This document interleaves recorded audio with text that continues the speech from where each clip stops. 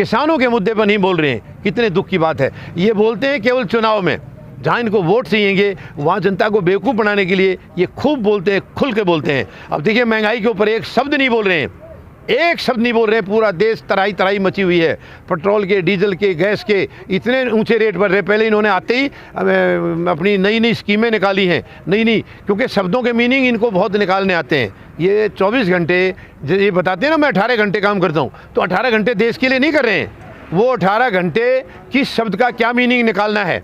अभी इन्होंने FDI का निकाला एक मीनिंग, FDI का, फॉरेन डिस्ट्रक्टिव आइडियोलॉजी। वाह, क्या क्वालिफिकेशन है प्रधानमंत्री महोदय की। जब इनकी क्वालिफिकेशन पूछते हैं तो ये कभी खुद इंटरव्यू दिया इन्होंने, उसमें कहा मैं ज़्यादा पढ़ा लिखा नहीं हूँ, मैं बहुत कम पढ़ा लिखा था, मैं कम उम्र में घर से निकल गया। और इसके बाद इनकी डिग्रियों की बहुत लंबी बातचीत चली है, तो इनके गृह मंत्री ने इनकी लंबी चौड़ी डिग्रियां दिखाई हैं, BA MA की दिखाई हैं। और वो डिग्रियों का जो प्रिंट था, उन दिनों में कंप्यूटर था ही नहीं, लेकिन उस टाइम की कंप्यूटर से प्रिंट हुई दिखाई दी हैं। और जो डिग्री थी वो संडे को मिली थी इनको। बताइए, आज तक दुनिया में हमने संडे को डिग्री मिलते नहीं देखी है। तो ये हर बात को झूठ बोल रहे हैं, हर बात को। देखिए, इनके गृह मंत्री ने पिछले साल 2017 में उत्तर प्रदेश में जब चुनाव हुए तो इनसे पत्रकार ने सवाल किया कि आपने 15-20 लाख रुपए सबके खाते में आने की कही थी, तो उन्होंने खुद कहा नहीं वो तो एक जुमला था। ये कितनी शर्म की बात है कि देश की जनता को बहका करके, मूर्ख बना करके और ये वोट ले रहे हैं और उसके बाद आने के बाद भूल जाते हैं, कोई भी बात याद नहीं रखते। मतलब इन्होंने तो झूठ का रिकॉर्ड तोड़ दिया है। और ये विपक्ष को पता नहीं बराबर ठीक है, विपक्ष भी काबिल नहीं है इस देश का, वो भी काबिल नहीं है, उन्होंने भी दर्द दिए हैं, लेकिन इन्होंने तो सारी हदें पार कर दी हैं और विपक्ष का बराबर उनको साथ मिल रहा है। वरना ये राज्यसभा से कैसे पास हो गई ये बिल? राज्यसभा में इनकी मेजोरिटी नहीं है, इसका मतलब विपक्ष इनके साथ मिला हुआ है, विपक्ष की मिली भगत से ये पास हुए हैं। और आज भी मैं चैलेंज करता हूँ, विपक्ष के सारे सांसद इस्तीफा दे दीजिए, ये सरकार कल ही गिर जाएगी। क्यों नहीं देते हैं विपक्ष वाले? रिजाइन क्यों नहीं करते हैं? अगर आप किसानों के हितैषी हैं तो आप इस्तीफा करिए। कोई किसानों का हितैषी नहीं है, ये सब एक हैं, सब मिले हुए हैं। 73 साल से केवल एक सरकार इस देश में आई है जिसको हम जिम्मेदार सरकार कह सकते हैं या किसानों के हितैषी कह सकते हैं, लेकिन वो सरकार ज़्यादा दिन टिकी नहीं है। लाल बहादुर शास्त्री जी की, वो उन्होंने नारा दिया था, जय जवान जय किसान, और आज इन सरकारों के लिए ये नारा उल्टा हो गया है, मर जवान मर किसान। यानी ये दोनों वर्ग देश की रीढ़ की हड्डी हैं। देखिए, दोनों वर्ग का मेरा कहने का मतलब, मैं बाकी वर्गों को कोई कम नहीं आंक रहा हूँ। जैसे गरीब और मजदूर, ये किसान के साथ जुड़ा हुआ है, गरीब और मजदूर किसान में समाहित है। इसका मतलब अगर हमने किसान बोल दिया तो मजदूर और गरीब तो किसान के साथ है, और जवान इन्हीं के बेटे हैं, इन्हीं की औलाद है। तो एक केवल किसान अगर देश में खुशहाल हो गया तो पूरा देश खुशहाल हो जाएगा, क्योंकि किसान का ही बेटा है जो सरहदों पर रक्षा कर रहा है, और किसान का ही बेटा है जो सिक्योरिटी फोर्सेज में, सुरक्षा बलों में अपनी सेवा दे रहा है, और वो किसान यहाँ पर पूरे देश का पेट भर रहा है। ये दो वर्ग हैं, दोनों वर्ग जो है ना देश की रीढ़ की हड्डी हैं, और दोनों वर्ग दुखी हैं। इन सरकारों ने ये ठान लिया है, इन दोनों वर्गों को हमने बिल्कुल दुखी करना है, मिट्टी में मिला कर रखना है। लेकिन नहीं, अब इनको समझ में आ गई है, ये सरकार की जो ओछी राजनीति है ये सबको समझ में आ गई है। अब किसी भी हालत में ये बचेगी नहीं, ये सरकार, इसको जाना होगा, क्योंकि इस देश में तानाशाही की कोई जगह नहीं है। तानाशाही करनी है तो विदेशों में जाकर करिए, कि नहीं, उन्होंने देश में नहीं रहना है। रहना चाहें तो आपको लोकतांत्रिक तरीके से रहना होगा।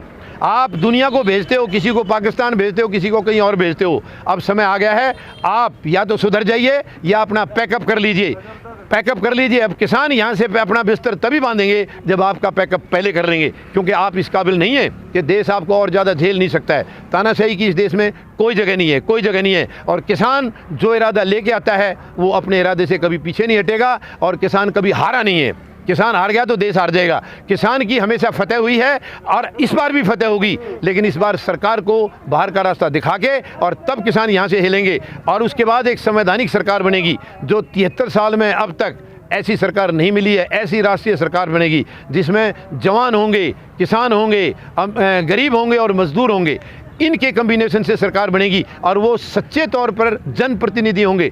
आज वहाँ जनप्रतिनिधि नहीं है, आज पार्टी प्रतिनिधि हैं। यानी पार्टियां अपने ज़्यादातर, सबको नहीं कह रहा हूं मैं, ज़्यादातर गुंडे बदमाशों को टिकट देती हैं, क्योंकि इनको लूट खसोट करनी है, देश के लिए काम नहीं करना है। लूट खसोट करके इनके पास कितना पैसा आज इनका अंदाज़ा लगा लीजिए।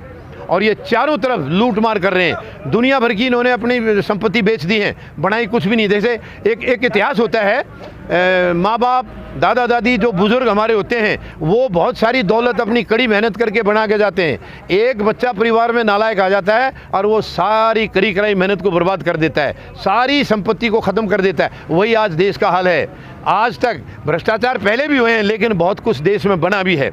और आज ये सरकार आई है, वो सब मलियामेट करने पर लगी हुई है, सबको बर्बाद कर रही है ये एक के बाद एक। और कल प्रधानमंत्री ने एक बयान दिया है कि सरकार व्यापार करने के लिए नहीं होती है, यानी वो जो प्राइवेटाइज कर रहे हैं, जो बेच रहे हैं, उसको उन्होंने जायज़ ठहराया है। उन्होंने कहा है कि सरकार का काम व्यापार करना नहीं है, तो क्यों बैठे हो आप वहाँ? आपकी क्या ज़रूरत है? अगर सरकार व्यापार नहीं कर सकती, व्यापार प्राइवेट लोगों ने करना है, तो सरकार को भी प्राइवेट लोग चलाएंगे, तो आप किस लिए बैठे हैं? आप देश का पैसा लूट करके ऐश और आराम नहीं कर सकते प्रधानमंत्री महोदय? आप क्यों नहीं चला सकते हैं? ये व्यापार किसको कह रहे हैं आप? यानी कोई संस्थाएं चलाना, अस्पताल को चलाना, एयरलाइंस को चलाना, इसको आप व्यापार करें? ये देश की संसाधन है, ये देश को सुविधाएं देने के लिए आप उसको नहीं चला सकते, तो आपको रहने का अधिकार नहीं है। आप छोड़िए वहाँ से, कुर्सी छोड़िए। और ये जनता तैयार हो गई है, किसान तैयार हो गए हैं उस कुर्सी को लेने के लिए। देश की पूरी 140 करोड़ लोग तैयार हैं आपको वहाँ से बेदखल करने के लिए। आप अपना पैकअप कर लीजिए और तुरंत जो है एक संवैधानिक सरकार का देश में गठन करना होगा हर हालत में, क्योंकि इस देश को हम ऐसे नहीं मिटा सकते हैं। अब हमें शहीदों के सपनों के भारत का निर्माण करना होगा, और वो किसान और जवान मिलके उस भारत का निर्माण करेंगे। गरीब और मजदूर इनके साथ हैं, तो उस सुंदर भारत का अभी हमें तुरंत निर्माण करना है, वरना 73 साल में ये देश जो खत्म कर दिया इन लोगों ने, ये बचेगा नहीं। अब हमें इसको बचाना है। हम एक हैं, हम एक हैं, हम एक हैं। जय जवान, जय किसान, जय जवान, जय किसान, जय जवान, जय किसान, जय हिंद।